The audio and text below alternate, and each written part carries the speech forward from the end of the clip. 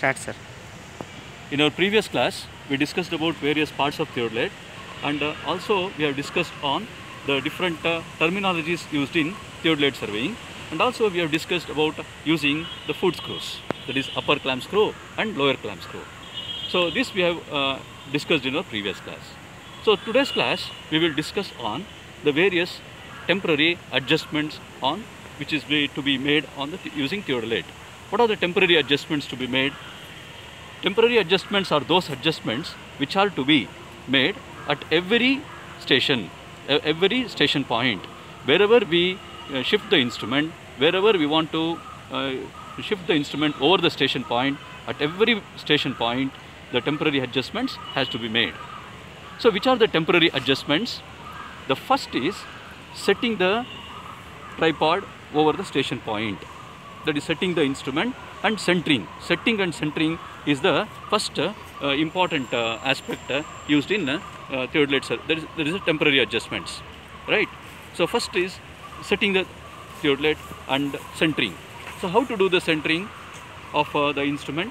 So here you have to using these 3 tripod legs. Okay, approximately first you have to set the theodolite over the station point. After this, using the plummet, optical plummet, you have a device called optical plummet. Using this this is the optical plummet. Inside this optical plummet, you will be having 2 crosshairs. These 2 crosshairs should coincide with the station point.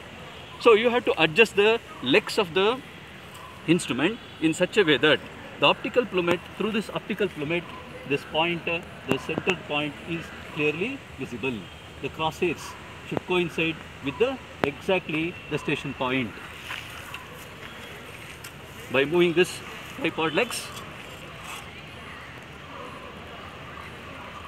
yes, now it is exactly the crosshairs and the station point is exactly one and the same. It is coinciding each other. Now the centering process is done. This process is called as centering. So centering is the process where the vertical axis of the instrument should coincide with the station point. Both the vertical axis and station point should be in a straight line. This we call it as the centering. Next is leveling. How to do the leveling of the instrument? So for doing leveling, you have the leveling tube, leveling bubble. This is called leveling bubble or leveling tube. This bubble, okay, plate bubble, we call this also as plate bubble. This plate bubble should be made parallel to 2 of the foot screws. ಯಾವ್ದಾದ್ರು 2 foot screws ಗೆ ಇದನ್ನ parallel ಆಗಿ ತಗೊಂಬರಬೇಕು. Then move the foot screws. Rotate the foot screws inward or outward such that the bubble should be at the center. Now the bubble is at the center. Next, make this perpendicular to the 2 foot screws. Then after making the plate level or plate bubble perpendicular to the 2 foot screws. This is the plate bubble perpendicular to the 2 foot screws. Then operate the 3rd foot screw